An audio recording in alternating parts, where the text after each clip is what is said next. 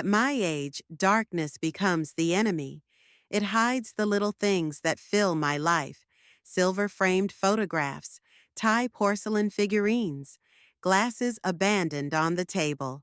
78 years makes semi-darkness a challenge that I fight with every available tool: lamps, floor lamps, sconces.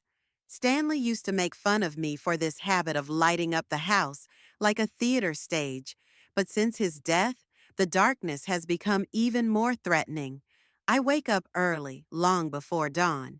A habit developed over half a century of living with a man who never let himself lie in bed past 6 in the morning. "Odette, money isn't made in your sleep," he'd say, pulling on his perfectly ironed shirt sleeves. Stanley has always been the epitome of determination, first as an engineer at a steel company, later when we opened our antique store. I stand up and move slowly around the room, sliding my fingers over the items, making sure they're in their proper places. This apartment in Shadyside, one of Pittsburgh's oldest neighborhoods, has been our home for almost 30 years. It is soaked with our stories, the way antique furniture is soaked with the smells of its owners. After Stanley's death, I refused to sell the store, but I turned over management of the business to our old assistant, Glenn. He reports to me every month, and we make decisions about major acquisitions together.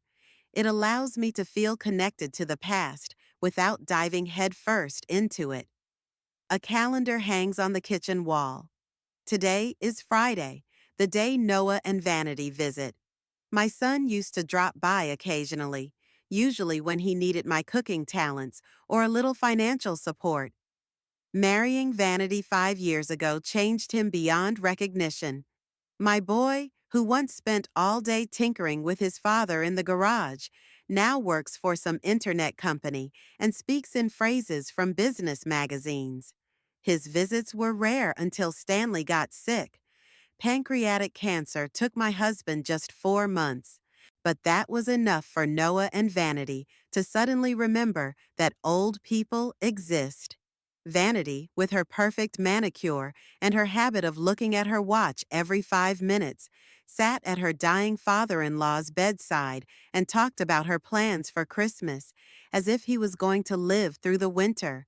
I remember her eyes when the notary read Stanley's will. There was disappointment in them. She had hoped for more.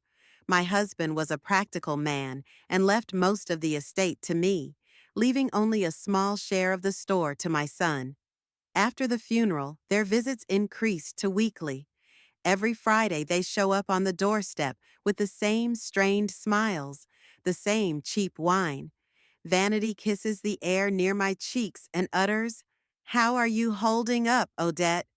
with the intonation of a daytime TV host. There's no sincerity in her voice, only impatience. She's waiting for me to break down, for me to need help, or for me to release this house and my life to them. I pour myself a cup of tea and look out the window at morning Pittsburgh. The city wakes up in a fog rising from the rivers. 3 rivers, the Allegheny, the Monongahela, and the Ohio, define the character of this place, its stubborn tenacity.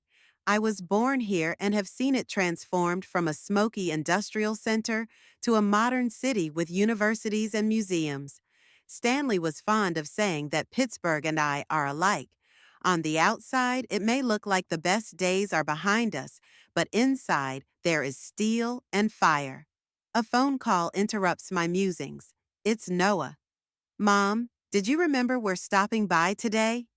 His voice sounds a little annoyed, like I've ever forgotten their visits. "Of course not, sweetie. The usual 6 o'clock?" I answer, trying to sound cheerful. "Yeah, 6 o'clock. Listen, Vanity and I were thinking." He pauses, and I already know what's coming next. "We need a little help with the down payment on a new car. The old one's a wreck, and the bank's asking for 20% interest."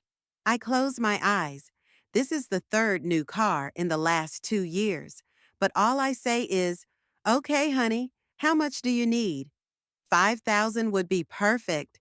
His voice turns honeyed. We'll pay it back as soon as we sell the old one. We both know they won't pay it back, just like they didn't pay back the previous loans. But I'm agreeing because he's my only child. Because when he was 5, he used to bring me dandelions and call them sunshine for mommy. Because Stanley wanted our boy to have everything he didn't have himself. After the call, I get dressed and decide to visit Russell. We've been friends for almost 40 years, ever since he helped us file the paperwork for our first store.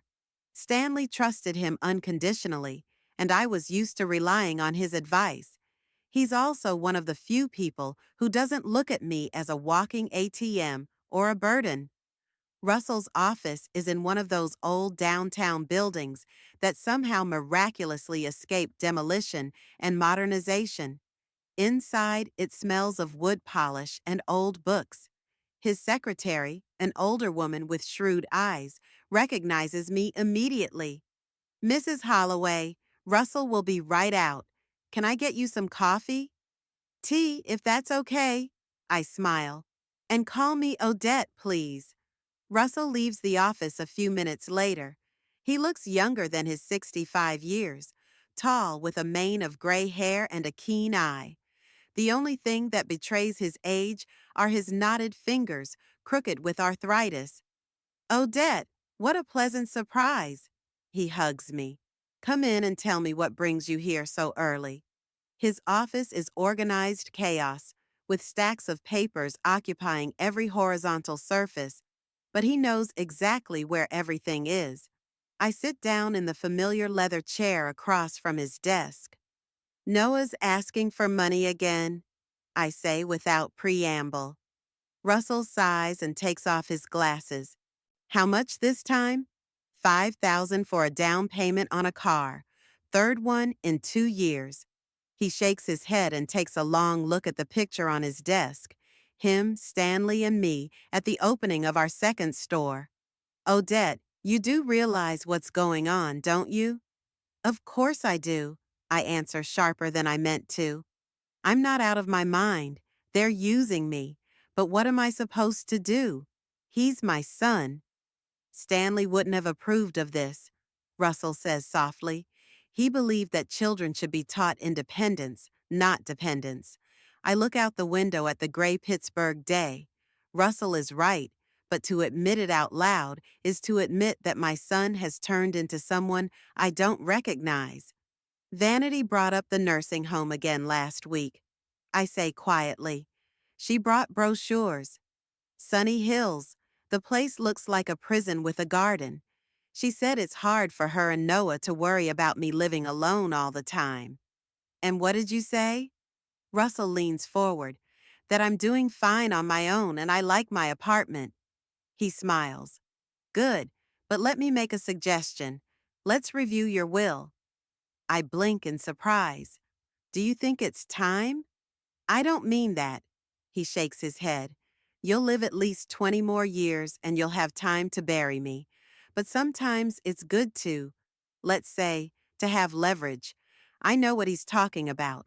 My current will was made 10 years ago and leaves almost everything to Noah. Russell is proposing to change it. "I don't want to disinherit him," I say.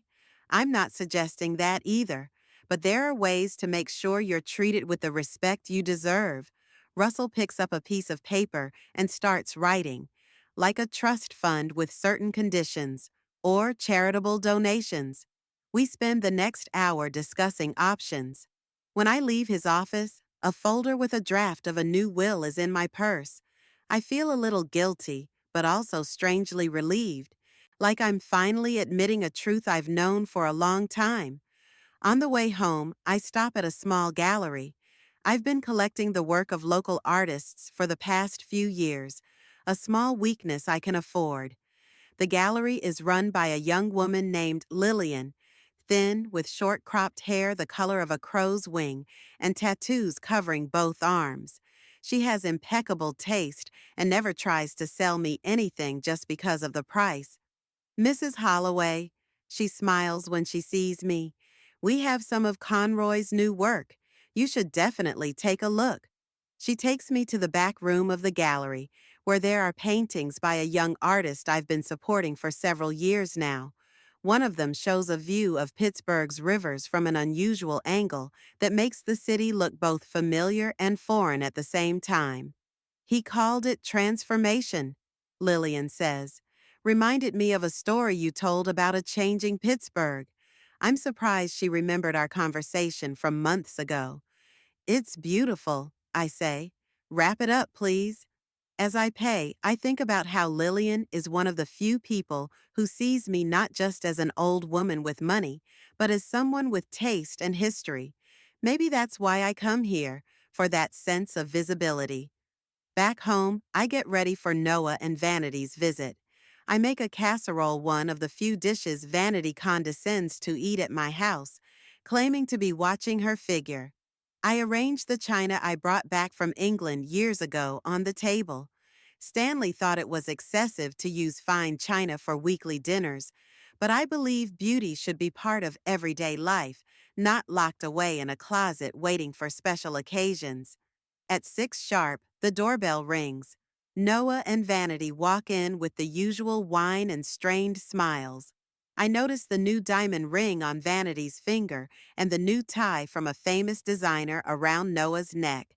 And I think about the $5,000 for the down payment on the car. Mommy, you look beautiful. Noah kisses me on the cheek. His eyes immediately take a quick look around the apartment, noting if valuables are missing, if there are any signs of senile dementia. Thank you, darling, I said. Come in, everything's ready. At dinner, Vanity talks about her new position at the PR agency, about the employees she considers incompetent, about her plans for a vacation in Europe. Noah is mostly silent, only occasionally inserting phrases of encouragement. He's changed since getting married, less open, more intense. Sometimes I feel like it's not my son sitting in front of me, but a stranger wearing his face. By the way, Mom, Noah says as we move on to dessert, Vanity and I were talking about how maybe you should think about moving. This apartment is too big for one person, and the stairs are steep. We're worried. Yes, Odette, Vanity picks up. These pamphlets I brought.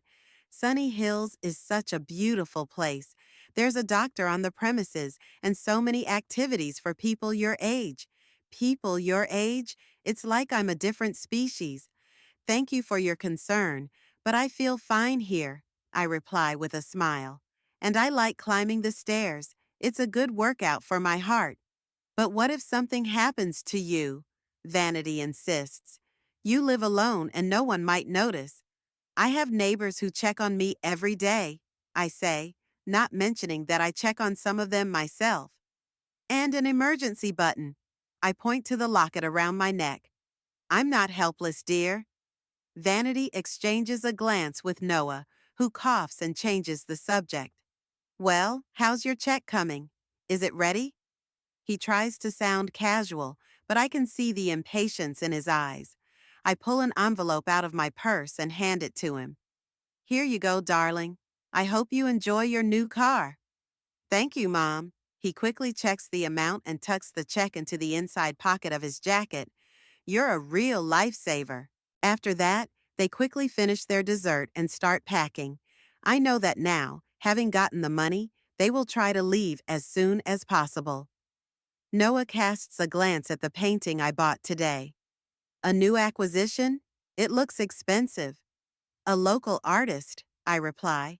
A talented young man. Didn't you think that money could be put aside? Vanity intervenes. At your age, unexpected expenses. I don't let her finish. At my age, it's important to please yourself while you can. Tomorrow may not come, you know. That silences her. I walk them to the door, kiss Noah goodbye, and wave as they get into their expensive German car. My old son would definitely know that 5,000 is a drop in the bucket for a car like this. But this new Noah seems to think I'm incapable of putting two and two together. Closing the door, I go back into the living room and walk over to Stanley's picture on the mantel. They think I'm out of my mind, I tell him. But they're wrong. I see things clearer than ever. The Stanley collection occupies a separate room in my apartment. It used to be Noah's bedroom, but after he left for college, we turned it into a small museum. It houses some of the most precious items my husband has collected all his life: antique pocket watches, old geographical maps, rare first editions of books. Each exhibit had its own story, and Stanley knew them all. He could talk for hours about the watchmaker from Geneva who created a mechanism with an unusual escape wheel, or the cartographer who deliberately included fictional islands on his maps to identify plagiarizers. This morning, I'm sitting in a chair by the window, going through a small box of 19th century cufflinks. Stanley never wore them, too valuable for everyday use, but loved to pull them out and examine them. Sunlight plays on the enamel, and for a moment I think I hear his voice. "Look at this work, Odette. They don't make things like this anymore." The doorbell rings, snapping me out of my memories. Noah and Vanity are standing on the doorstep, even though it's not Friday. This violation of our unspoken agreement alarms me. "Mom!" Noah hugs me with exaggerated warmth. "We were in the neighborhood and decided to stop by. I hope we're not interrupting anything." "Of course not," I reply, though that's not entirely true. "Come on in." Vanity looks around the hallway with a critical eye. "This place is so, cluttered, Odette," she says, taking off her designer coat. "Have you ever thought about minimalism? It's so refreshing for a space." I smile, not giving in to the provocation. "Tea? Coffee?" I ask, heading for the kitchen. "Only if you have something decaf." Vanity follows me. "And sugar-free, of course." I pull out the herbal tea I keep especially for her, though I prefer it strong black myself. While the water boils, Noah wanders around the apartment as if he's here for the first time. I notice him lingering by the silverware display case, examining it with an appraising eye. "So, what brings you here today?" I ask as we sit down in the living room. Noah and Vanity exchange glances, and I realize they've rehearsed this conversation. "Mom, we've been talking about your situation." Noah begins, picking his words. "This apartment, it's too big for one person, and all these things, they need care, they need attention." "I manage," I answer calmly. "But it's so tiring." Vanity steps in. "Imagine how much easier life would be in a modern apartment, with less, all this stuff." She circles the room, as if pointing to the trash rather than the collection of art and antiques accumulated over the decades. "Besides," she continues, "some of this stuff could fetch good money. The Stanley collection, for example. You don't use it, do you? It just takes up a whole room. That's it." The real reason for their visit. "The Stanley collection stays where it is," I say firmly. "It was his treasure, and I'm not going to part with it." "But Mom," Noah leans forward, "it's just stuff. Dad's gone, and you're holding on to objects like they can bring him back." His words hurt, and I can see he understands that. But he continues anyway. "We found an appraiser who specializes in just such collections. He thinks he can get a very good price, especially for maps and first editions." "Have you talked to the appraiser yet?" My hand grips the cup tighter. "Without my knowledge?" "We were just exploring our options," Vanity says with a strained smile, "thinking about ways to help simplify your life. And, that money could go to something useful, maybe to help Noah with his startup." Oh, that's it, the startup. I think back to all those cars they took money from me for, all those temporary hardships that required my financial help. "I don't need to simplify my life," I reply calmly, "and I'm not selling the Stanley collection." "But, Odette," Vanity doesn't give up, "that doesn't make sense. You're sitting on a gold mine and you refuse to use it. At your age." "At my age, I've earned the right to dispose of my property as I see fit," I interrupt. And I've decided that the collection stays here. Vanity leans back in her chair with a martyr's expression on her face. I'm just trying to help, but you've always been so stubborn. I raise an eyebrow. We've only known each other 5 years, Vanity. I'm not sure you can judge what I've always been like. There's an awkward silence. Noah glances back and forth at me and his wife, clearly not knowing which side to take. Once upon a time, he wouldn't have hesitated to stand up for me. Now it's as if he's afraid of angering Vanity. Maybe we should change the subject, he says at last. Mother, have you heard about the new restaurant on Walnut Street? They say the chef used to work in Paris. The rest of their visit passes in tense politeness. We discuss the weather, the Pittsburgh news, the last movie they saw. But beneath this superficial conversation, there is a sense of frustration. They came for something specific and left empty-handed. After they leave, I return to Stanley's room and sit down among his treasures. I run my fingers over the spines of books, the frames of maps, the glass protecting the clock. Sometimes I wonder, maybe Noah is right. Maybe I'm clinging to the past. But then I remember how Stanley's eyes would light up when he found a particularly rare piece, how he could sit over a book for hours with a magnifying glass, studying the details of the printing. It wasn't just a collection, it was his passion, his legacy. And I'm not going to let them ruin it for money for another startup. The next morning, I decide to visit the gallery where Lillian works. After yesterday's conversation, I need to be with someone who sees the value in things beyond their monetary value. The gallery is almost empty, weekday, early morning. Lillian sits at the counter, immersed in a catalog. Mrs. Holloway. She smiles when she sees me. How do you like the Conroy painting? Did you hang it yet? Not yet, I smile back. I can't decide where it would look best. I'd recommend a place with northern light, she says, stepping out from behind the counter. Its colors are especially good in soft, diffused light. We walk into the showroom where Lillian shows me the new arrivals. She talks about the art with the same enthusiasm that Stanley talks about his antique finds. Passionate, knowledgeable, not simplistic. She doesn't discount my age, doesn't think I won't understand complex artistic concepts or current trends. You know, she says, as we look at a young artist's abstract composition, some visitors don't understand why we exhibit such works next to more traditional ones. They say, it's just spots, but you always see more. It's a rare gift to look without prejudice. Stanley taught me that, I reply. He used to say that the most valuable things are the ones others miss because they don't know where to look. Lillian nods. Smart man. I wish I had known him. You two would have gotten along, I smile, imagining this meeting. Stanley with his gray hair and old-fashioned glasses, and Lillian with her tattoos and piercings. They would have found common ground through their love of art and dislike of pretension. Would you like some coffee? Lillian offers. I have an amazing variety from a little coffee shop on Butler Street. They roast the beans right there. We settle into the back room of the gallery, where there is a tiny table and 2 chairs.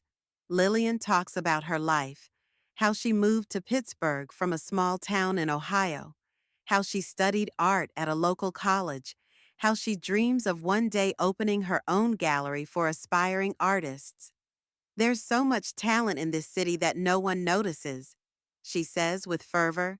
They need a platform, a place to be seen. What's stopping you? I ask. She shrugs. The usual stuff. Money. Rent is expensive in decent neighborhoods, and banks are reluctant to lend money for projects like this, especially to someone with my credit history. There's humility in her voice, but not bitterness. She's just stating a fact, not expecting pity or help. Did you show your business plan to the experts? I think back to when Stanley and I started out. how hard it was to convince the bank that an antique store in industrial 70s Pittsburgh could be profitable. Not that I have a formal plan. Lillian smiles embarrassedly. More like a collection of ideas and dreams. Maybe we should structure them, I suggest. I could help. I've had my own business for years. Her eyes widen. Are you serious? That would be, I don't even know how to thank you. No thanks necessary. I wave it away. I'll enjoy immersing myself in business planning again. And I have plenty of time right now. We agree to meet in a few days to start working on the plan. When I leave the gallery, I feel a surge of energy that I haven't felt in a long time. It's nice to feel useful again, to share my experience with someone who really appreciates it. There's a message waiting for me at home on my answering machine. Vanity's voice sounds overly cheerful. Odette, dear, I hope you're well after our visit. I just wanted to tell you that Noah and I are worried about you. Living amongst all this old stuff, it can't be healthy. I read an article about how cluttered spaces affect the mental health of the elderly. Maybe you should at least consider getting rid of some things, like that bulky furniture in the living room. It takes up so much space. And those endless figurines? Oh, yes, I found a great interior designer who specializes in homes for senior citizens. He could come over and give advice for free. Call me when you hear this message. I'm deleting the recording without listening to the end. The thought of some expert telling me how to fix up the house I've lived in for 30 years is only irritating. This new bout of concern for my cluttered space is just another attempt to get at things they can sell. I look at the picture on the mantelpiece. Noah at 10 years old, fishing rod in hand, standing next to Stanley by the lake. They're both smiling into the camera I'm holding, and the water spreads out behind them. It was a beautiful summer. We rented a lake house for 2 weeks, and every evening Noah and his father would go fishing at sunset. Stanley taught him how to tie knots, choose bait, wait patiently for a nibble. My boy was so attentive, so hungry for knowledge. Where did that inquisitive child go? When did he turn into this man who looks at his father's legacy and sees only a money sign? I think back to the day Noah brought Vanity to meet us. Stanley was already sick, but still able to get up and host. He threw a real dinner, got the best wine, cooked his signature steak. Vanity was charming, admiring the house, asking questions about our lives, complimenting Stanley's collection, the very one he was now so eager to sell. She seemed perfect, educated, ambitious, beautiful. But there was something in her eyes, a cold calculation, when she thought no one was looking. After they left, Stanley was silent for a long time, then said, "She's going to change him, Odette, and not for the better." I rebuked him then for being prejudiced, saying he was just jealous, that he didn't want to share his son with another woman. But he shook his head. That's not it. She doesn't see him as a person. She sees him as a project, a resource to accomplish her goals. Now, 5 years later, I see how right he was. Vanity didn't just change Noah. She erased everything about him that made him special. His passion for photography, his love of hiking, his desire to help others. All of that gave way to the pursuit of status and money. Even his voice has changed. He no longer laughs openly as he used to, but emits a low-key, controlled laugh that must be considered more proper in their new social circle. The phone rings. This time it's Noah. "Mom, did you get Vanity's message?" He sounds tense. "Yes," I answer, and the answer is still no. I'm not selling my father's collection. I'm not getting rid of furniture, and I don't need the services of a designer. But Mom, you're not even considering the option of— Noah, I interrupt. Tell me honestly. This is all Vanity's idea, isn't it? You yourself would never offer to sell your father's things. He's silent for so long that I think the connection's broken. It's Complicated, he finally says. Vanity just wants you to live in a more modern. And yes, the money from the sale would help us. My new project requires investment, and the bank has turned down the loan. And that's why you thought it best to sell your father's memory? It's just stuff, Mom. Now he sounds annoyed. Dad's not coming back, no matter how many old maps and clocks you keep. His words hurt, but I don't show it. You're right, I say calmly. Stanley's not coming back, but I won't sell his collection to fund your lifestyle, and that's the end of the conversation. I hang up the phone and sit back in my chair, feeling suddenly very tired. For the first time, I truly realize how much my relationship with my son has changed. He's no longer the boy we raised, and the more I resist vanity's influence, the farther away he gets. I pull a photo album out of the drawer and flip through the pages, watching my son grow up. Here he is learning to walk, holding his father's hands. Here he is on his first bike. Here is his high school graduation.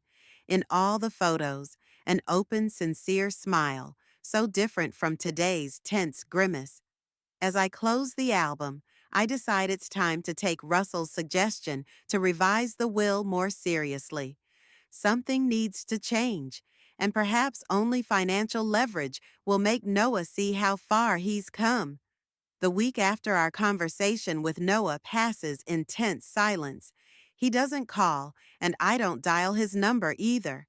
This is our first real fight since Stanley died.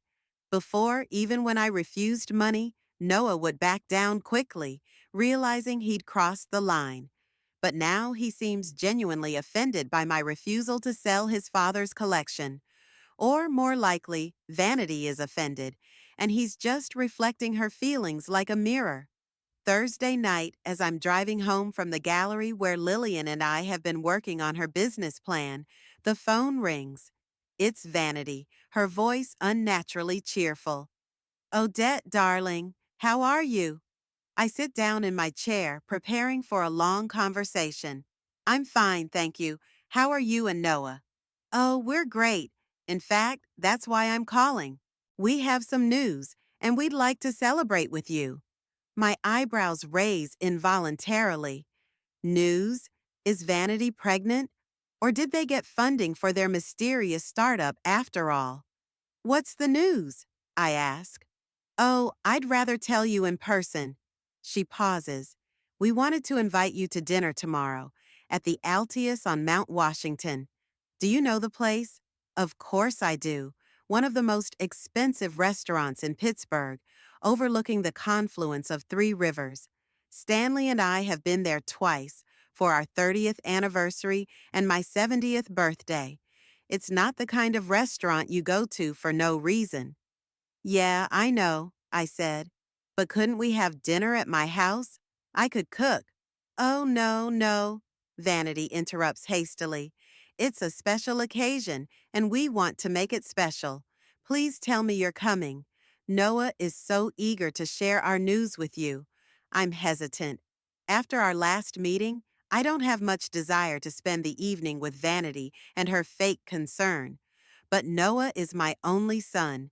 If they have really big news, okay, I finally agree. What time? 8 o'clock, she exclaims, as happy as if I'd agreed to donate a kidney. Noah will pick you up at 7:30. That won't be necessary, I say. I can take a cab. No, no, we insist. Her voice is uncompromising. See you tomorrow, Odette. After the conversation, I sit for a long time, thinking, what is this sudden generosity? What news could be so important as to warrant a dinner at the Altius? And why is Vanity, who only a week ago criticized my art spending, suddenly willing to splurge on one of the most expensive restaurants in town? In the morning, I call Russell to reschedule our meeting scheduled for tonight.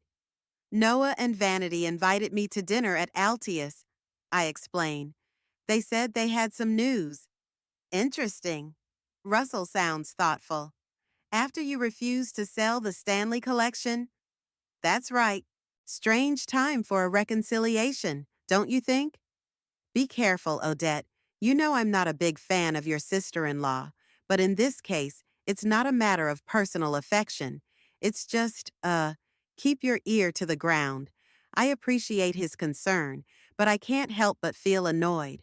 Russell, I've lived 78 years. I think I can recognize manipulation. Of course, he softens his tone. It's just, you're a mother, and sometimes that clouds the judgment of even the most perceptive people. Tonight, I prepare for dinner with the utmost care. I choose a dark blue dress that Stanley was particularly fond of, a pearl necklace he gave me for our 20th anniversary, low-heeled shoes. I don't want to impress, but I don't want them to see me as the unkempt old woman that vanity seems to think I am. Noah arrives exactly at 7:30. He looks tense, but tries to smile. You look beautiful, Mom, he says, kissing my cheek. His eyes linger on the pearls for a moment. Are those Mom's pearls? A gift from your father, I correct him. Oh yes, of course. He looks away. Ready? The drive to the restaurant takes about 20 minutes. Noah tries to make small talk about the weather, the recent baseball game, the Allegheny Bridge reconstruction, but his words sound strained, as if rehearsed in advance. Noah, I finally interrupt his monologue about the downtown parking system. Can you just tell me what's going on? What news do you and Vanity have to share? He grips the steering wheel tighter. Vanity wanted to tell me together, but he takes a deep breath. I've been promoted. I'm now director of development with a substantial salary increase. That's great. I'm really happy for him. Congratulations, darling. You've earned it. Thank you, Mom. He smiles weakly. One more thing. Vanity is pregnant. 12 weeks. We waited to make sure everything was okay before announcing. This news takes me by surprise. Noah and Vanity had always said they weren't planning on having kids in the near future. Career first, family later is Vanity's favorite phrase. Yeah, I don't know what to say. It's kind of sudden, but, I'm really happy, Noah. I really am. He throws me a quick glance. We hope you'll be glad. This is your first grandchild, after all. First grandchild. These words awaken a strange mixture of feelings in me, joy, hope, but also anxiety. A child in this family, where vanity rules with an iron hand and my son has become a pale shadow of his former self. I'm sure Vanity will be a wonderful mother, I say, trying to sound convincing. Oh, yes, he nods. She's already signed up for pregnancy yoga and is studying early development techniques. You know, those special systems that stimulate a baby's brain before it's even born. She's always striving for perfection in everything. I remain silent, not knowing what to say to that. Stanley and I were much simpler in our approach to parenting. We read Noah stories, played with him in the park, taught him to be kind and honest. There were no early developmental systems, no striving for perfection, just love and patience. As we pull up to the restaurant, I'm already envisioning what this dinner will look like. Vanity in the spotlight, discussing her pregnancy as the greatest achievement in human history. Noah gazing adoringly at his wife, and me, the onlooker, assigned the role of enthusiastic grandmother and, of course, sponsor. Vanity is already waiting for us at the restaurant. She looks impeccable in an elegant black dress that doesn't give away her position yet, with her hair tucked into an elaborate updo. She embraces me with exaggerated warmth.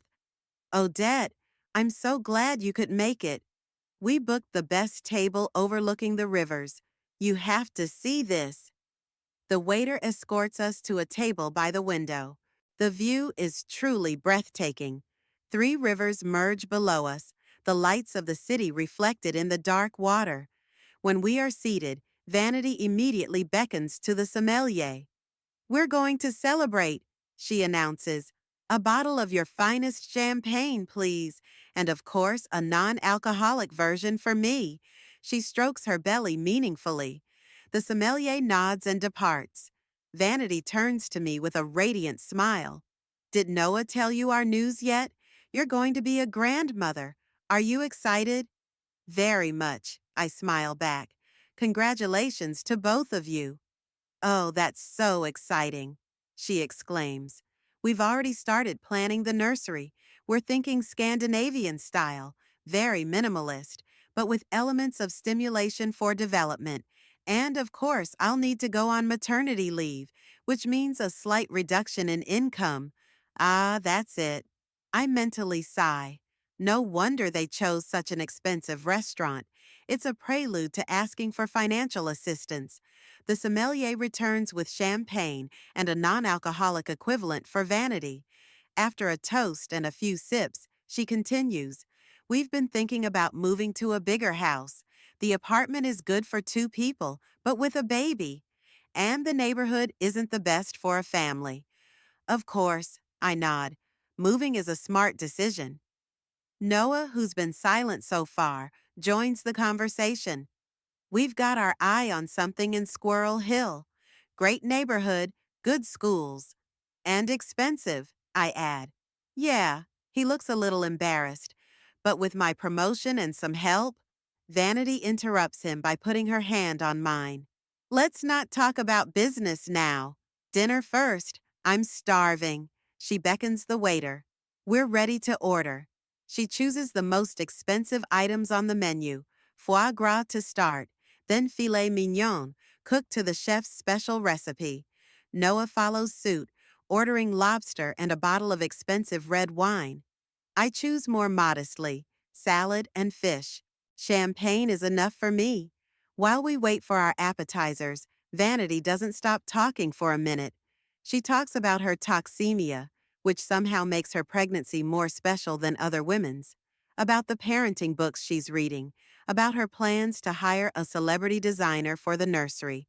Appetizers are brought, and she criticizes her portion. I was expecting something more impressive for the price, she says loud enough for the waiter to hear. But I guess it's acceptable. Noah looks uncomfortable, but doesn't say anything. Instead, he orders another cocktail, though he barely touches the wine. Don't you think you've had enough? I ask quietly. Mom, he rolls his eyes. I'm a grown man, and we have a reason to celebrate. During the main course, Vanity returns to the topic of home. We thought maybe you might want to help with the down payment, she says bluntly, like a gift for a future grandchild. You know, an investment in his future. I haven't decided what my gift to my grandson will be, I answer neutrally, but I'll definitely think of something. Odette, a down payment on a house is the most meaningful gift you could give. I'm sure Stanley would want his grandson to grow up in a nice neighborhood. Mentioning Stanley as an argument strikes a nerve, but I hold back. This is neither the time nor the place for an argument. After the main course, Vanity suddenly remembers she has a phone call to make. She retreats to the window, far enough away from the table, but not enough that I can't make out her words as she raises her voice. Yes, we're at Altius, she says into the receiver. No, everything's going according to plan. Don't worry, the old pussycat will pay for everything. She's just a wallet for us. I freeze. It's like time stops. Vanity keeps talking, but I can't hear her words anymore. Blood pounding in my ears, and I can feel the color flooding my face. An old purse.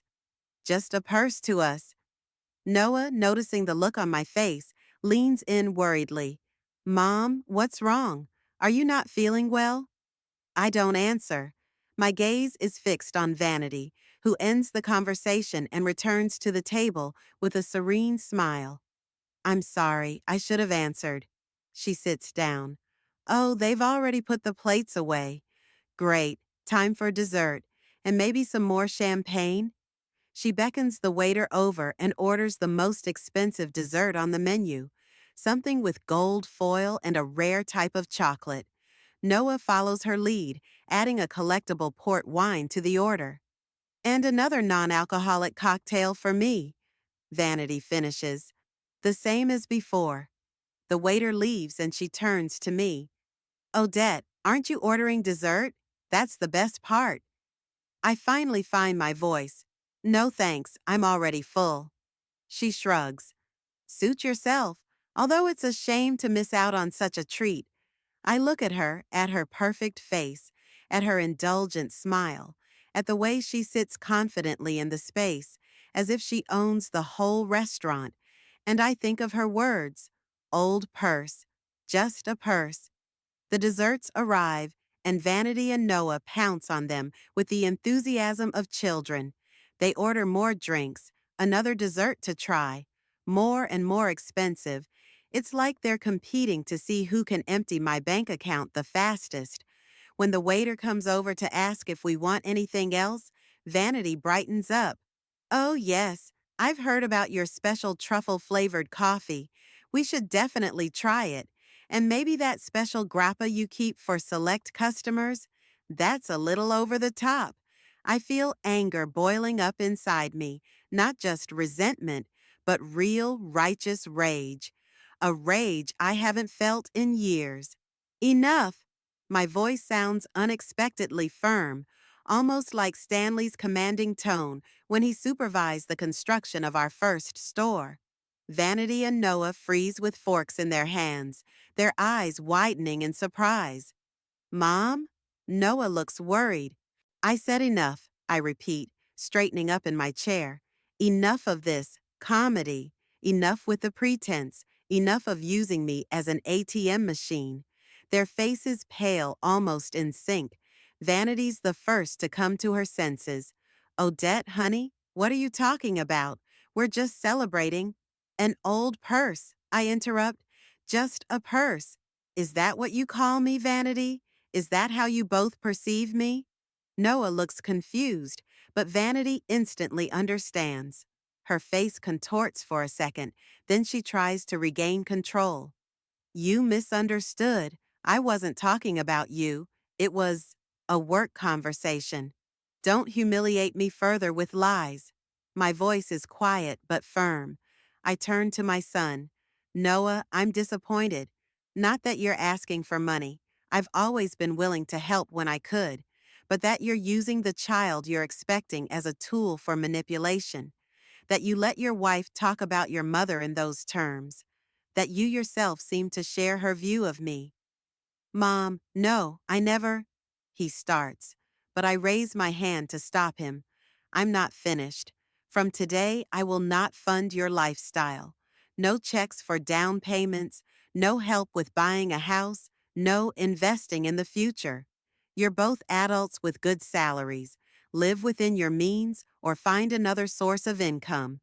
I pull out my wallet and place my credit card on the table to pay for dinner. This is the last time I pay for your excesses. And, Vanity? I look her straight in the eye. I may be old, but I'm not deaf or blind, and definitely not stupid enough to not realize when I'm being used. I stand up, picking up my purse and jacket. I'll call a cab. Don't walk me out. As I walk away, their faces still express shock. They didn't expect this from me, from the quiet, docile Odette who always gave in, always paid, always played the role of the handy old mother. But that Odette no longer exists. In her place now stands another woman, the one who helped Stanley build his business from the ground up, the one who survived the loss of her husband and learned to move on, the one who will no longer allow anyone, not even her own son, to treat herself like an ATM machine. In the cab on the way home, I feel a strange mixture of bitterness and relief. The bridges of Pittsburgh float by outside the window, their lights reflected in the dark waters of the rivers. The city that saw me as a young bride, a mother, a widow, is now witnessing my new transformation.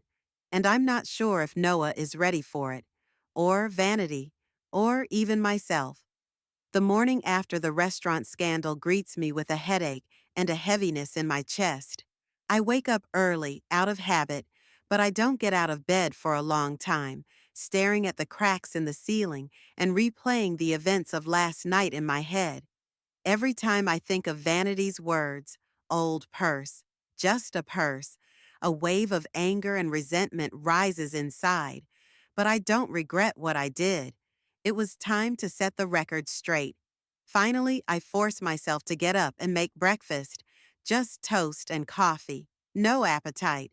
On the kitchen table is the folder I brought from Russell 2 weeks ago, a draft of a new will. I hadn't signed it yet, still hoping that things with Noah would work themselves out. Now that hope seems naive. The phone rings as I finish my second cup of coffee. For a moment, panic grips me. I'm not ready to talk to Noah or Vanity, but it's Lillian. Mrs. Holloway, this is Lillian from the gallery. I hope I didn't wake you. No, no, no. I've been up a long time. And please, call me Odette. Odette, she stammered. I'm calling to see if there's been a change in our plans for today. We were supposed to meet at 1 to continue working on the business plan. I completely forgot about that. I'm sorry, Lillian. Last night was, a difficult evening. But I'll be there. There may be a slight delay, but no more than half an hour. Is everything all right? I can hear genuine concern in her voice. You sound upset. Just family problems, I reply. Nothing I can't handle. After the conversation, I decide that sitting at home and brooding is the worst thing to do. Better to get busy, especially something as positive as helping Lillian with her gallery dream. I pack up and head outside. The weather matches my mood, gray, with low clouds threatening rain. Pittsburgh knows how to be gloomy when it wants to be. But I love this city even so, stark, industrial, with the memory of steel and coal in its stones. On my way to the gallery, I notice ads for apartments for sale in the window of a real estate store. One catches my eye, a small apartment in Laurelville, an older neighborhood that has been experiencing a renaissance in recent years, thanks to artists and small businesses. The neighborhood isn't upscale, but it's vibrant and has character. And most importantly, it's affordable. I jot down the agent's phone number and continue on my way. In the gallery, Lillian is already waiting for me, spreading out the drafts of a business plan on the table. She looks enthusiastic. I did a little research like you suggested, she says. I found some statistics on gallery traffic in Pittsburgh and some rough figures on costs. Here you go. We dive into our work, and for a few hours, I forget about my problems. Helping Lillian is not only a way to distract myself, but also a chance to feel useful again, to apply the experience I've gained from decades of doing business. She's quick to grasp things, asks the right questions, and isn't afraid of a challenge. You know, she says at one point, I always thought business planning was dry and boring, but with you, it's almost like a creative process. I smile, because that's what creativity is, Lillian. Building a successful business is as creative as painting a picture. It's just using different tools. By the end of our meeting, we have a solid draft of a plan, including financial projections, market analysis, and marketing strategy. Lillian looks at the document with pride. It looks real, she says, like it could really happen, not just a dream. It should, I nod. Dreams become reality through concrete steps. That's how Stanley and I built our business, brick by brick, day by day. I gather my things, but before I leave, I dare to ask a question. Lillian, what do you know about Laurelville? Is it safe to live there? She raises her eyebrows in surprise. Laurelville? Yes, it's a nice neighborhood. It's not the swankiest, but it's lively. It's full of creative people, little cafes, family-run stores. Why do you ask? I just saw an ad for an apartment there. I was interested. Are you thinking of moving? She looks at me with curiosity. Not that it's any of my business, but, Shadyside is considered a more upscale neighborhood. Sometimes change is good, I answer evasively. Thank you for the information. On my way home, I call the real estate agent and arrange to see the apartment the next day. I haven't decided if I really want to move, but the idea seems more and more appealing. A new place where there are no heavy memories, where Noah and Vanity don't expect to find me. A place where I could start a new chapter of my life. There are 3 messages waiting for me at home on my answering machine. The first is from Noah. His voice sounds strained. Mom, we need to talk about what happened yesterday. Please call me back as soon as you can. The second from Russell is short and businesslike. Odette, don't forget we agreed to meet tomorrow morning at 10 to discuss the paperwork. If there are any changes in plans, let me know. The third again from Noah, recorded just an hour ago. Mom, why aren't you returning my calls? Vanity and I are worried. I'll stop by your place tonight around 7. We really need to talk. I sigh. A confrontation is inevitable, but I'm not sure I'm ready for one tonight. On the other hand, it's better to get it over with now than to put off an unpleasant conversation. At exactly 7, the doorbell rings. Noah stands on the doorstep with a bouquet of flowers. Too perfect, as if ordered online, with no personal choice. His face expresses a mixture of remorse and tension. Hi, Mom. He holds out the flowers. May I come in? I silently accept the bouquet and step back, letting him into the apartment. He walks into the living room and sits down on the couch, the same place he usually sits when he asks for money. I sit across from him, in Stanley's chair. Mom, I came to apologize for yesterday. He begins. What Vanity said. It was unforgivable. She didn't mean it, of course. It was just an unfortunate way of putting it. I remain silent, waiting for him to continue. Noah fidgets on the couch. You know how she sometimes says things without thinking, and she's emotionally unstable right now because of the pregnancy, hormones and everything. He pauses.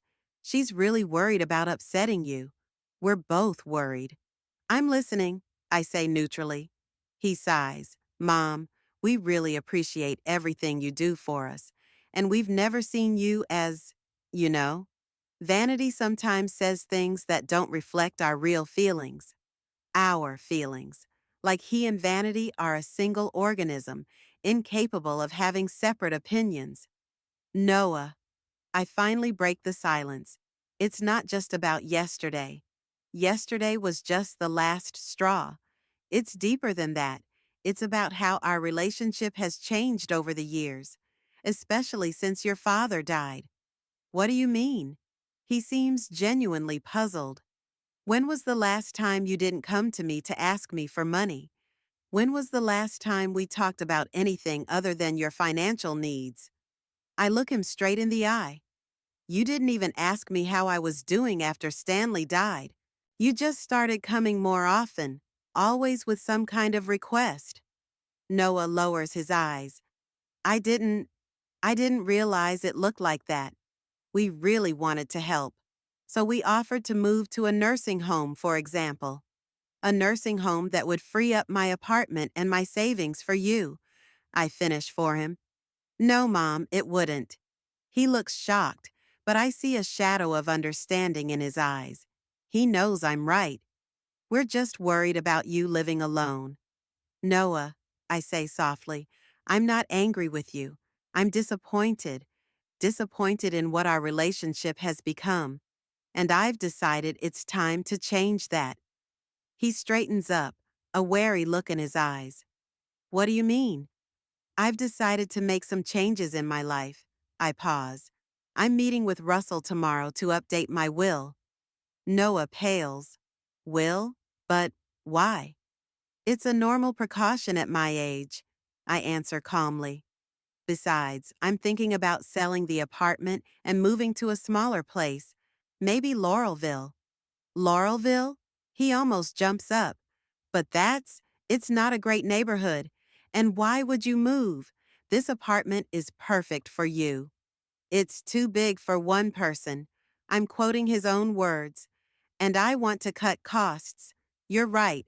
At my age, you should be more frugal. He looks at me, clearly not knowing if I'm being serious or ironic. But Mom, if it's about money, we didn't want to give the impression that you have to support us. There was a misunderstanding yesterday. It's not just about money, Noah. It's about respect.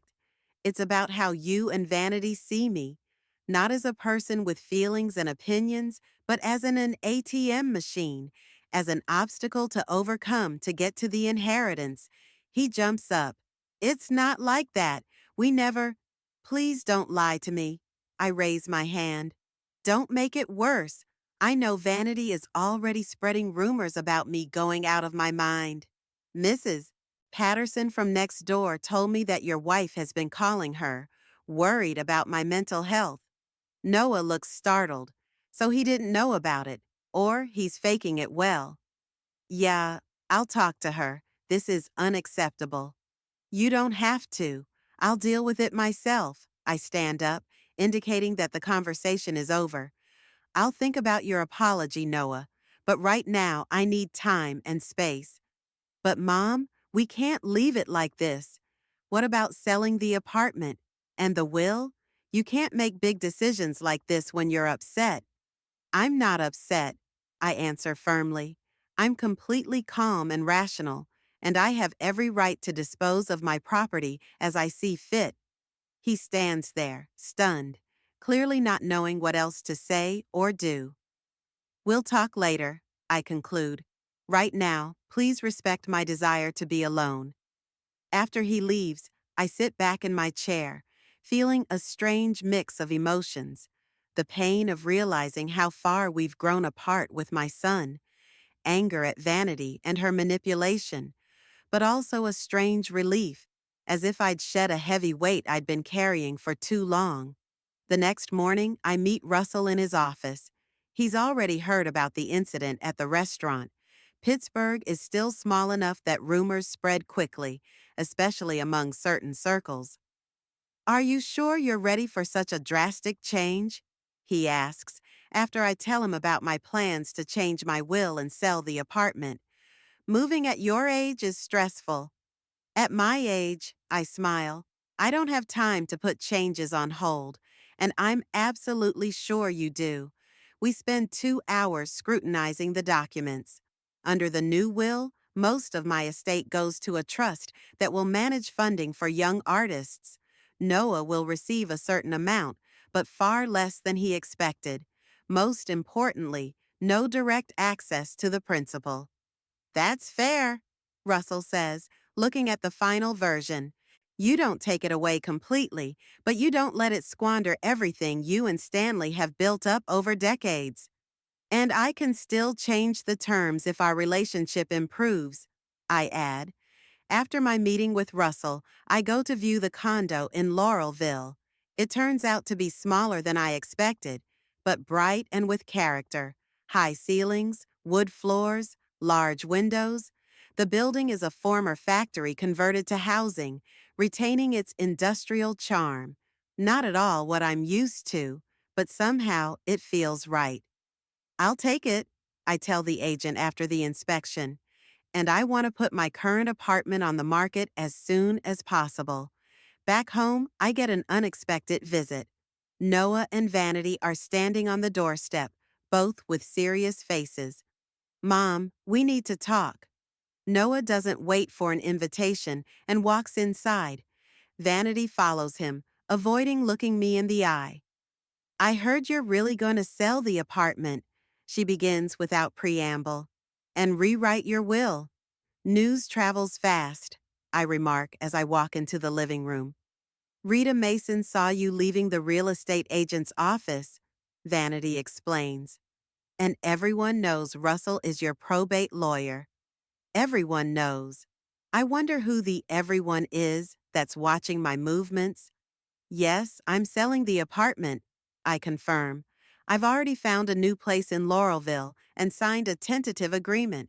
Vanity makes a sound like a strangled scream. Laurelville? You can't be serious. It's no place for a woman of your stature. My position? I raise an eyebrow. And what is my position, Vanity?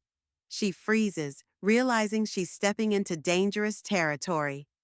I meant, of your age and status. She tries to correct herself. You're used to a certain level of comfort. The new place is quite comfortable, I shrug, and much more affordable. I've decided to take your advice and be frugal. But Mom, Noah interjects, that's too drastic a change. Maybe we should think it over. Give yourself some time. I've been thinking about this longer than you can imagine, I reply. It's not a spontaneous decision, Noah. It's the result of months of observation and reflection. What about the will? Vanity can't help herself. Is that the result of reflection, too? Vanity. Noah throws a warning glance at her. No, let her ask, I say. Yes, Vanity, I have changed my will, but the contents of it are my own business. All you need to know is that I will not leave you without funds, but I won't give you complete control over what Stanley and I have spent a lifetime building. You can't do that. She's almost screaming. It's Noah's inheritance, his right. Vanity, calm down. Noah tries to hold her back, but she is no longer in control. No, I won't be quiet. She's just getting back at us for one careless phrase. She's trying to punish us by taking away what is rightfully our family's. Rightfully? Now I'm really surprised. How does my property rightfully belong to you? I earned that money with Stanley. I have every right to dispose of it as I see fit. Vanity shakes with rage. You old selfish woman, you think only of yourself. What about your grandson? You're robbing him of his future. Vanity, that's enough. Noah finally intervenes, his face red with shame. Mom, forgive her. She didn't mean it. No, that's exactly what she meant. Vanity doesn't stop. I'm tired of pretending, tired of being nice to that. This greedy old woman who clings to her money like she can take it to the grave with her. There is dead silence in the room. I look at Vanity, her face contorted with anger, her expensive blouse wrinkled, her perfect hair disheveled. Then I turn my gaze to Noah, standing with his shoulders slumped, a look of utter defeat on his face. I think you should leave, I say calmly. Both of you, right now. Mom, Noah starts, but I shake my head. Not now, Noah. I can't talk to you right now. I point to the door. Please leave. They leave. Vanity in front, still seething with anger. Noah following, head down, not daring to look me in the eye. When the door closes behind them, I sink slowly into the chair and cover my face with my hands. There it is, the naked truth, unadorned and unpretentious. They only see me as an obstacle, a hindrance to their money. Not a mother, not a grandmother, not a person with feelings and history. Just a temporary inconvenience to be tolerated until you get what you want. The pain of this realization is piercing, but strangely cleansing. I now know exactly where I stand and what I'm dealing with, and I can act accordingly, without doubt or regret. I lift my head and look at Stanley's picture on the mantel. You were right about her, I tell him mentally, and about what she'll do to our son. But I'm gonna fix this. I'll find a way to get our boy back, or at least not let her destroy everything we've built. With that thought, I get up and walk to the phone. I need to call the agent and expedite the sale of the apartment. The sooner I start my new life, the better. Moving to Laurelville took almost a month.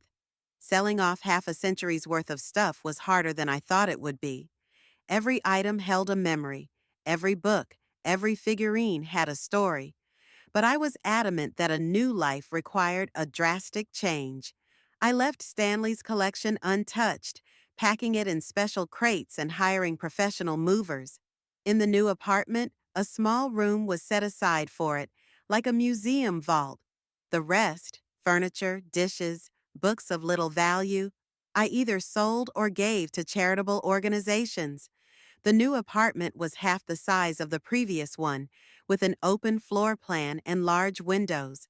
The brick walls, not covered with drywall, and the wooden beams on the ceiling created a special atmosphere.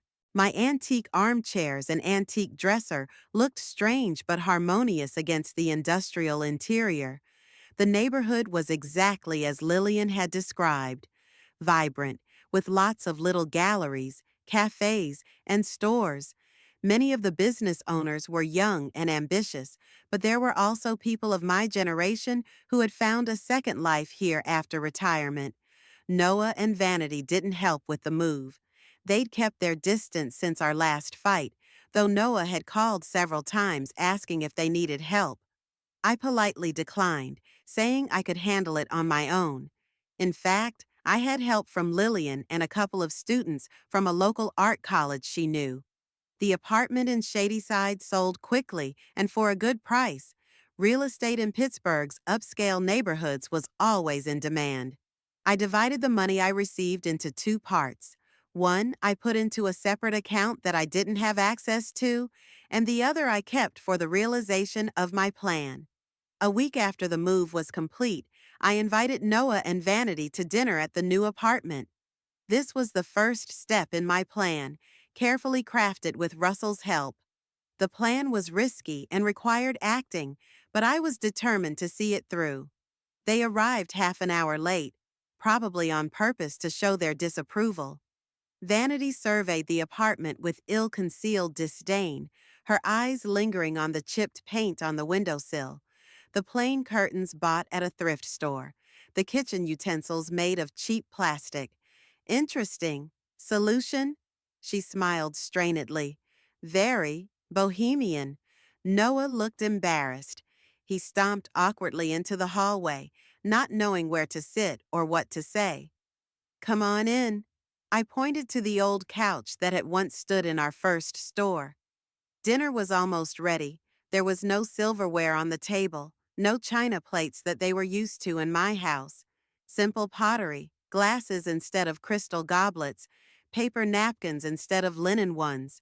I apologize for the humble service, I said as I set down a simple casserole. We had to get rid of a lot of things when we moved in. We noticed. Vanity looked around. Where are all your collections? The paintings? The silver? I sold most of it. I made a sad face. Unfortunately, times have been hard. Noah frowned. What do you mean, Mom? I took a deep breath, preparing to deliver a rehearsed speech. After your father's death, I overestimated my financial resources. Overestimated my financial resources. The store isn't as profitable as it used to be. Investments haven't been as successful as we'd hoped, and expenses are rising. I've had to make a difficult decision and cut back. Vanity and Noah exchanged quick glances, not for me, but for their own prospects. But the store has always been profitable, Noah said cautiously. Dad said it was a solid business. It was, I nodded. But times have changed. Antique business is not going through the best days. The younger generation is not interested in antiques. They prefer minimalism and functionality. I glanced at Vanity, alluding to her past comments about my cluttered house. And how serious are the problems? Vanity tried to sound concerned, but there was impatience in her voice. Serious enough to sell the apartment, most of my valuables, and move here, I said. But I can handle it. I'll just have to be more frugal. What about... Noah hesitated.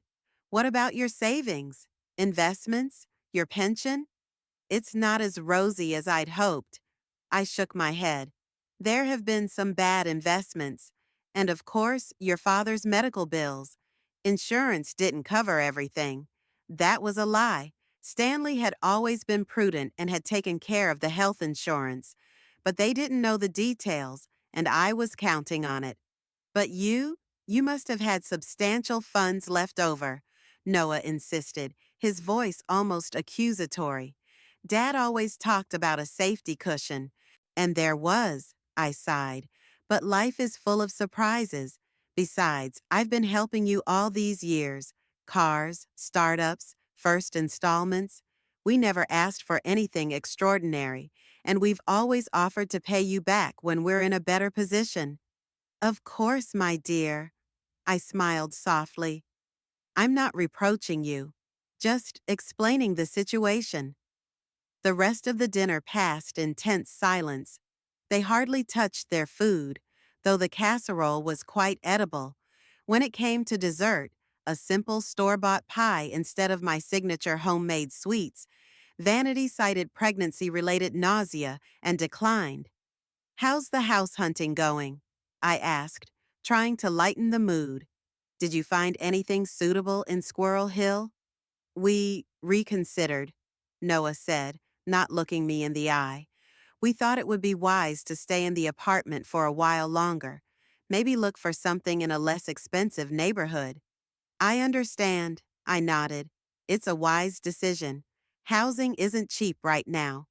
After dinner, they left sooner than I expected, citing Vanity's fatigue. At the door, Noah hugged me awkwardly. "Mom, if you need anything, some help." "Thanks, honey, but I'll be fine." I smiled. "I just need to get used to the new way of life." When their car was around the corner, I closed the door and leaned against it, feeling a strange mixture of bitterness and satisfaction. The first act of my play had been a success. They believed me, but their reaction? No offer of help, no support, only anxiety for their own inheritance, for their own future. The next day, I met Russell at a small cafe near my new apartment. He looked worried. "Are you sure this is wise, Odette? Lying to your son about your financial situation?" "It's not a lie." I shook my head. "It's a test, and they didn't pass it." Russell stirred his coffee thoughtfully. "What now? Are you going to continue the game?"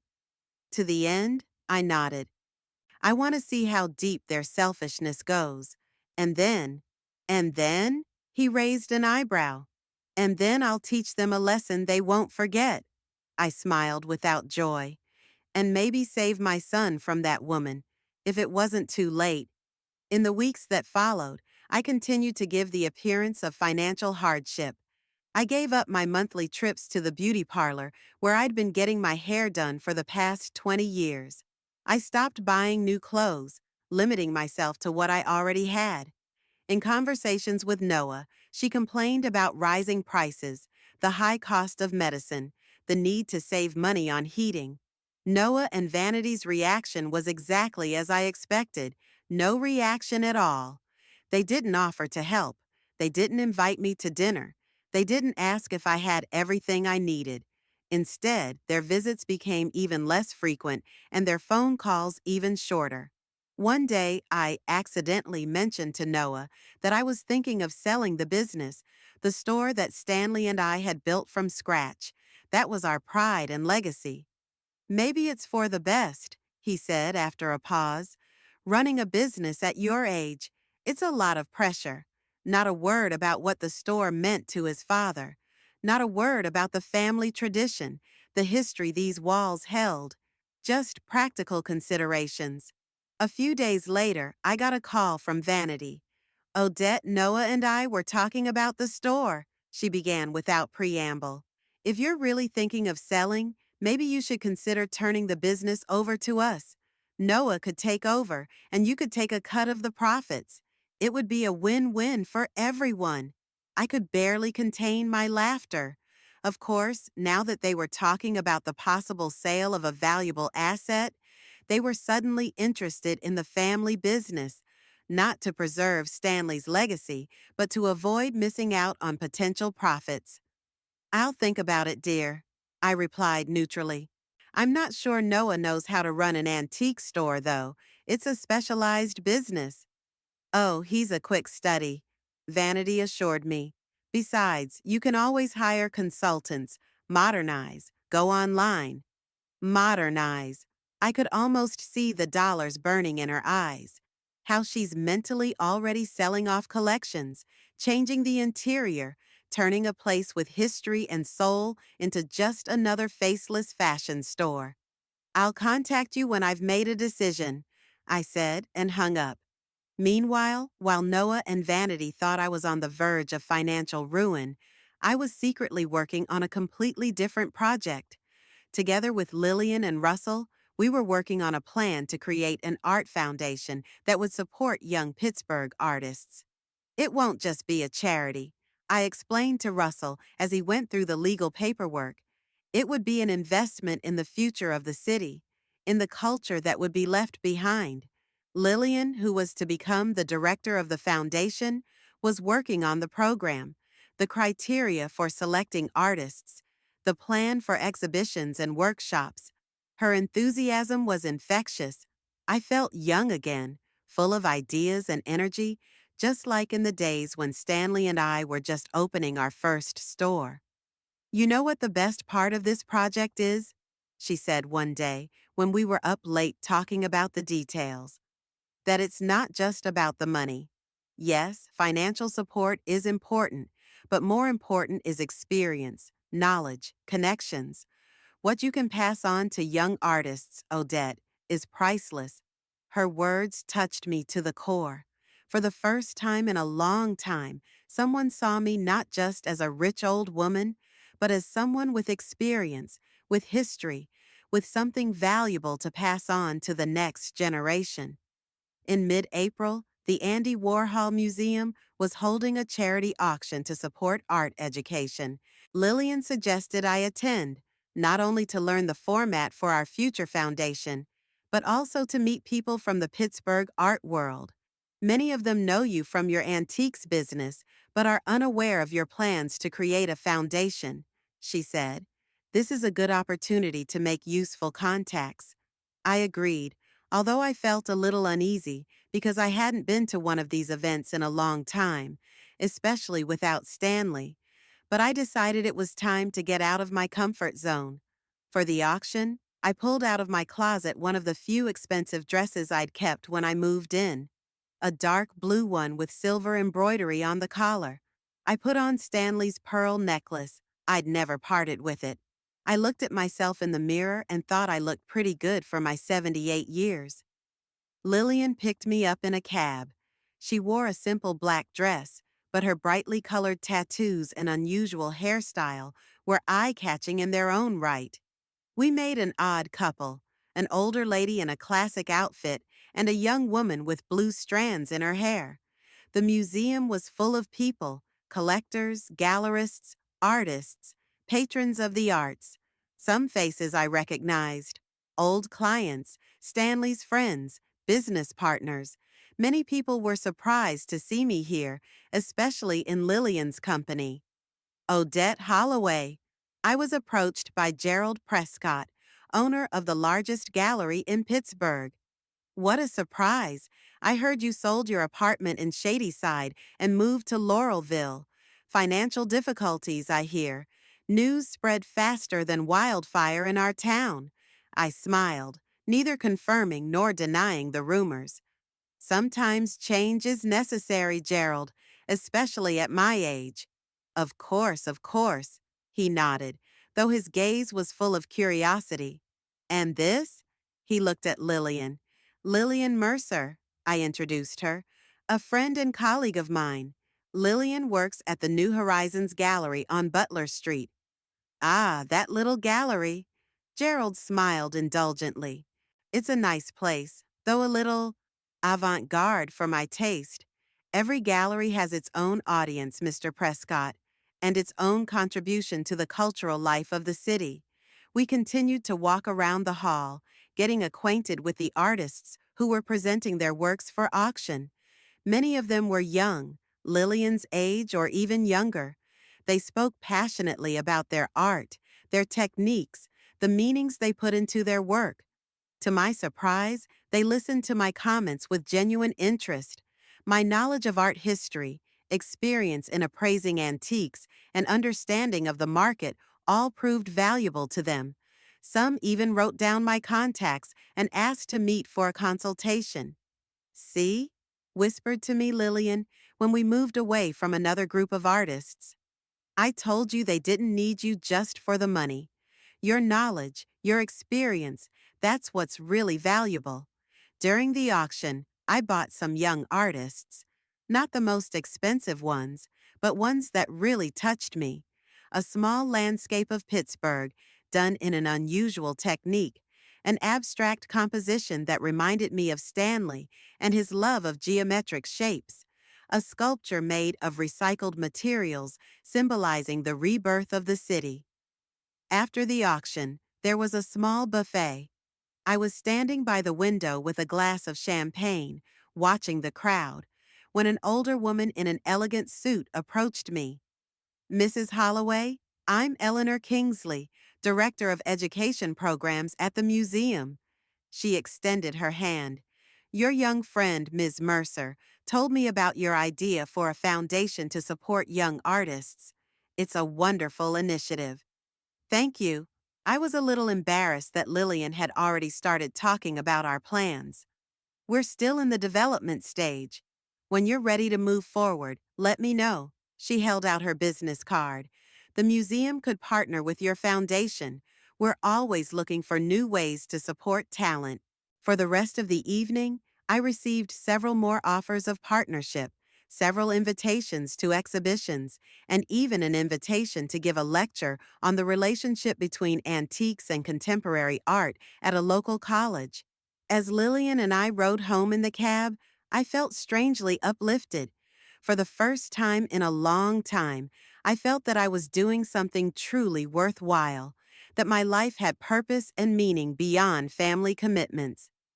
Thank you for tonight, I said to Lillian. You were right. It was exactly what I needed. She smiled. You're welcome. You deserve to be among people who see your value, real value, not what's in your bank account. At home, after taking off my dress and jewelry, I sat on the edge of my bed and stared for a long time at the picture of Stanley that I had placed on the night table. I was grateful to him for the years together, for the business he'd built, for the fortune he'd left me, but most of all, for teaching me to appreciate in people not their wealth or status, but their essence, their character, their soul. I hoped that my plan would not only teach Noah and Vanity a lesson, but perhaps help my son see the world beyond material possessions, to see the things that had always been important to Stanley and me: art, culture, human connection. But even if it doesn't help, well, I'll find a way to live life to the fullest without them, with new friends, with new goals, with a new understanding of what it means to be truly rich. In early June, I decided it was time to finalize my plan. 2 months of pretending, 2 months of making it look like I was in financial decline had done the trick. Noah and Vanity fully believed I was broke and further distanced themselves, not wanting to waste time with the poor relation. Now it was time for the final act of this drama. After consulting with Russell, who still doubted the validity of my approach but respected my decision, I chose a day and prepared everything necessary. The Young Artists Fund was officially registered. All the paperwork was signed. Lillian was inducted and fully prepared for her role.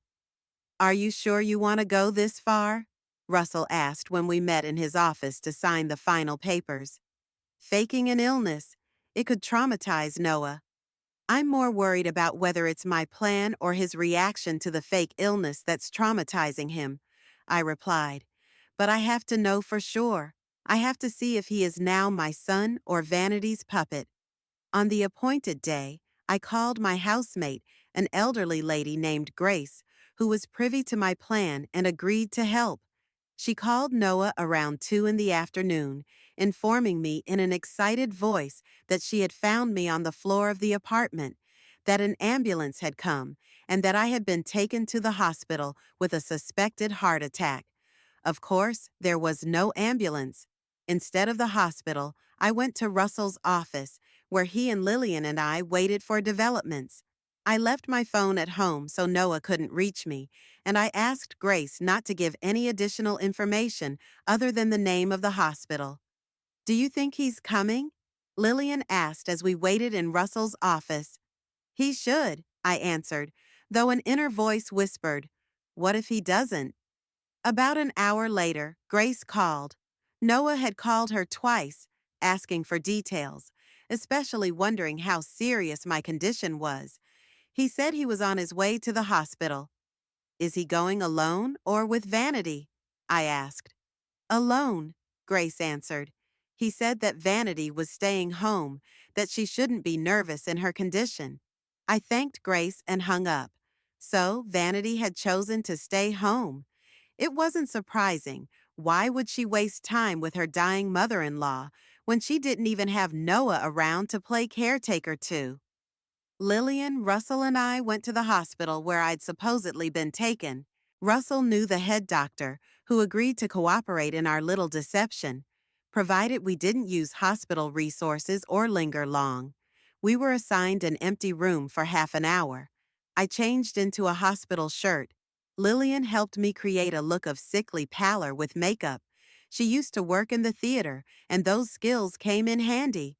Russell was waiting for Noah at the entrance to the ward to escort him to me and keep him from talking to the real doctors. Lying in the hospital bed, I was experiencing a strange mixture of feelings: sadness at having to go through with such a deception, anger that my family had brought me to this point, and a strange impatience to finally know the truth about my son. The door to the room opened and Noah walked in, accompanied by Russell. My son looked troubled, but not grief-stricken, more like a man who had unpleasant practical matters to deal with. Mom! He came to the bed and took my hand. How are you? What do the doctors say? A microinfarction, I answered in a weak voice. It's nothing serious, but you need to reconsider your lifestyle. Noah breathed a sigh of relief. Thank God. I was so scared when Grace called. He sat down in the chair next to the bed and held my hand in silence for a while. Then, satisfied that there was no immediate threat, he moved on to what was really bothering him. Mom, what about, about paying for the treatment? I mean, you're in a bad financial situation right now. That's it. Not, I'll help you. Not, don't worry about money, but worrying about whether he'd have to splurge on his mother's treatment. Yeah, that's a problem, I sighed. Insurance will cover some of it, but not all of it. I might have to sell some other things. Sell? He frowned. But you have almost nothing left, except for the business. Yeah, I'll probably have to sell the store. I paused. Unless, of course, there's another option. Noah straightened in his chair. Vanity and I talked about it. If you decide to sell, we could, well, take it over. It's a family business after all. I smiled weakly. That's very thoughtful of you, but you realize the store is worth a lot more than you can pay, don't you? We could pay it off gradually, he suggested, like an installment plan. Or maybe you could, inherit it. So we're getting to the point. Even now, sitting at the bedside of his mother, who had supposedly had a heart attack, he was thinking about inheritance, about how he could get the business quicker and cheaper. What about your child? I asked. Vanity's due in a couple months. Will you have time to run the store? Oh, we'll hire a manager. He waved his hand. Vanity has already looked at the market, and there are some interesting candidates. We plan to completely revamp the concept, emphasize online sales, maybe change the profile to more modern antiques. I listened to my son talk excitedly about his plans to tear down what Stanley and I have spent decades building, how he and his wife were going to turn our store, our passion, our lives into just another faceless business designed for quick profits. Sounds interesting, I said neutrally. But Noah, there's something I have to tell you, something important. He tensed, probably expecting some bad news about my health. What is it, Mom? I sat up on the bed, straightening my back, and looked him straight in the eye. I didn't have a heart attack, Noah. I'm perfectly healthy. He blinked, not understanding. What? But Grace said what I asked her to say. I nodded toward the door, and Lillian and Russell came in. It was a test, and you didn't pass it. Noah looked from me to the others and back again, his face a look of utter confusion. A test? What test? Mom, what's going on? What's going on is that I've finally seen the truth. I stood up from the bed, showing that I was okay. The truth about who you've become, about what really matters to you. Were you were faking it? He began to realize the situation, and a look of hurt appeared on his face. Why? To make fun of me? It wasn't just today's illness that was faking, Noah. I shook my head. All my financial problems, selling my stuff, moving into a small apartment, it was all part of the plan. To see how you and Vanity would behave when you realized there was nothing more to get from me. He turned pale. What do you mean? I mean that I've never lost money. The apartment in Shadyside I did sell, but at the market price, which was quite decent. The money didn't disappear in failed investments. It's sitting in accounts you don't know. And the new condo in Laurelville is just a cover. But why? He looked completely lost. Why the games? Because I wanted to know who you are now, I said softly, without anger. My son, whom I raised with a love of art, of history, of true values, or a man for whom only money and status mattered? I walked to the window, looking out at the panorama of Pittsburgh spread out below us. When your father died, you came into my life more often. I thought it was out of concern, but gradually it became clear that you, both of you, were driven only by an interest in the inheritance. Every visit was accompanied by a request for money. Every conversation eventually boiled down to the fact that I needed to move somewhere, sell something, give up something. Not for my benefit, for your convenience. Noah started to protest, but I held up my hand. Let me finish. When I heard Vanity call me an old bag, it hurt. But it hurt even more to realize that you didn't stand up for me, that you let her talk about your mother like that. I didn't know. He lowered his head. I swear I didn't hear her say it. Maybe, I nodded. But you saw the way she treats me, how she tries to manipulate me, and you let it happen. I walked back to the bed and sat on the edge. So I decided to test you both. I created the illusion of financial problems and watched your reactions. You didn't offer to help. You didn't ask if I had everything I needed. Instead, you distanced yourself, thinking there was nothing more to get from a poor old woman. And when it came to selling the store, the only valuable asset I supposedly had left, you immediately took an interest, not out of respect for your father's memory, not out of a desire to preserve the family business, but out of pure greed. Noah sat with his head down, no longer trying to justify himself. And today, I continued, is the final test. I wanted to know if you'd come to the hospital out of concern for your mother or out of concern for your inheritance. You came, and I'm grateful for that.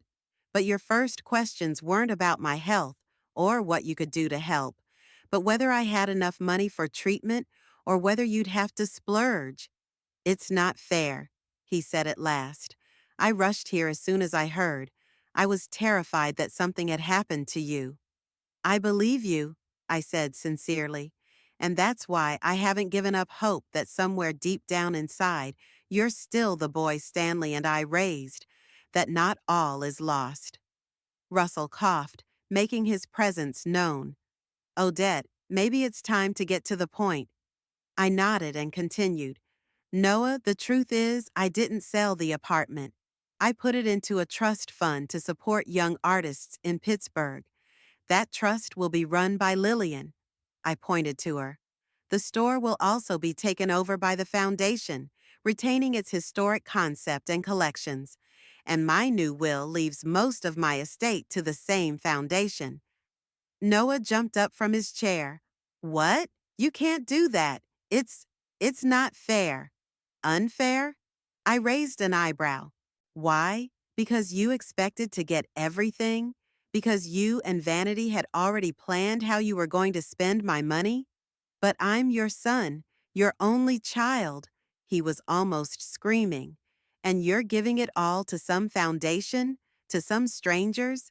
Not everything, I corrected him. You'll get enough to live comfortably, not enough to spend it on the luxuries you and Vanity love so much. We're expecting a child. He changed tactics, trying to force pity. Your grandson, how can you disinherit him? I'm not disinheriting him. I shook my head.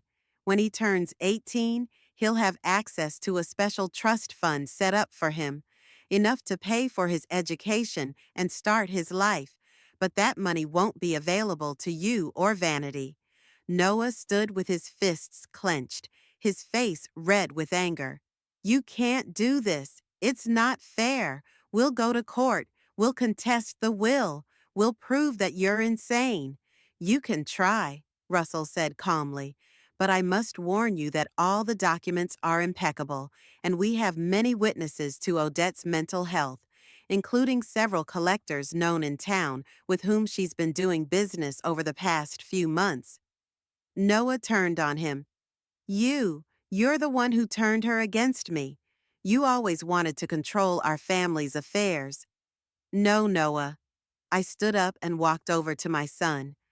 I made this decision on my own because money seems to be the only thing that matters to you. Maybe once you lose that lure, you'll finally remember other values, the things your father taught you. He looked at me with an anger I'd never seen in his eyes before. You'll regret this, he hissed. Vanity's right. You're out of your mind. You'll die a lonely old woman, and no one will come to your funeral. He ran out of the room, slamming the door so hard that the glass rattled. There was silence in the room. Lillian came over and put her hand on my shoulder. Are you okay? I nodded, even though everything inside was clenching with pain. As much as I'd prepared for this moment, it was unbearable to see such rage in my son's eyes. He'll cool down, Russell said, but there was no confidence in his voice. When he realizes he can't change anything, he'll accept the situation. Maybe. I sat back in my chair, suddenly tired. Maybe not. But I did what I had to do. For my own peace of mind. For Stanley's memory. And yes, even for Noah, though he doesn't realize it now. We went back to my apartment in Laurelville. I expected calls, threats, perhaps even a visit from Vanity with another scene. But the phone was silent. Either Noah hadn't told his wife what had happened yet, or they'd decided to ignore me, hoping I'd be the first to back down. That evening, I pulled an old folder of travel brochures out of my desk drawer. Paris, Rome, Florence, Venice, Barcelona. The cities Stan and I had dreamed of visiting together. He never got to see them. There were always more important things to do. Business, home, taking care of the family. Someday, we said to each other, we'll have time. There was no time. But now that I was free of expectations, free of guilt, free of the need to be constantly available to my son and his wife, I could finally fulfill this long-held dream, alone, but with the memory of Stanley in my heart. The next morning, I called Grace to tell her I was leaving for a month in Europe. She promised to look after the apartment and water the plants. What about your son? She asked cautiously, knowing what had happened yesterday. Wouldn't he be worried? I doubt he cares where I am right now, I replied. But just in case, I'll leave a note with hotel contacts for him. Then I called Lillian to discuss the final details of the handover of the foundation's management. She was to officially take over as director in a week, after all the formalities had been completed. Are you sure you want to leave now? She asked. Maybe we should wait until things had settled down. No, I was firm in my decision. I'd put this trip off for too long. Who knows how much time I have left? You'll do fine, Lillian. I don't doubt you. The day I left, I expected Noah might try to stop me, perhaps show up at the airport with accusations or pleas. But no one showed up. I went through check-in, customs, and found myself in the waiting area all alone, looking through the terminal's huge windows at the planes taking off and landing. I thought about how strangely my life had turned. At 78, I was without family, but with new friends, a new purpose, and new plans.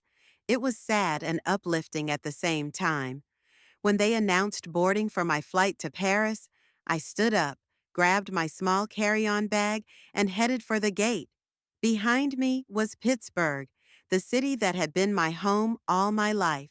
Behind me was the pain of betrayal, the bitterness of disappointment, the weight of unfulfilled hopes. Ahead was Europe, with its museums, galleries, architecture, history, with its sidewalk cafes and small squares, with street musicians and booksellers on the banks of the Seine. All the things we'd dreamed of with Stanley, the things we'd read about in books, the things we'd seen in friends' photos. On the airplane, I took my window seat and buckled up. An elderly flight attendant with a kind face asked if I needed anything before takeoff. I shook my head and smiled. I didn't need anything except what I already had: freedom. Freedom from expectations, from obligations, from the weight of the past. Freedom to start a new chapter of my life, even if it turned out to be my last.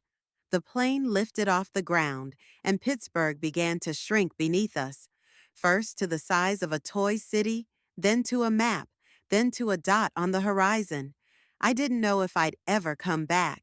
I didn't know if I'd ever reconcile with Noah, if I'd ever see my grandson. But for the first time in years, I was absolutely sure I was doing the right thing, that I was living the life I wanted to live, that I was finally free.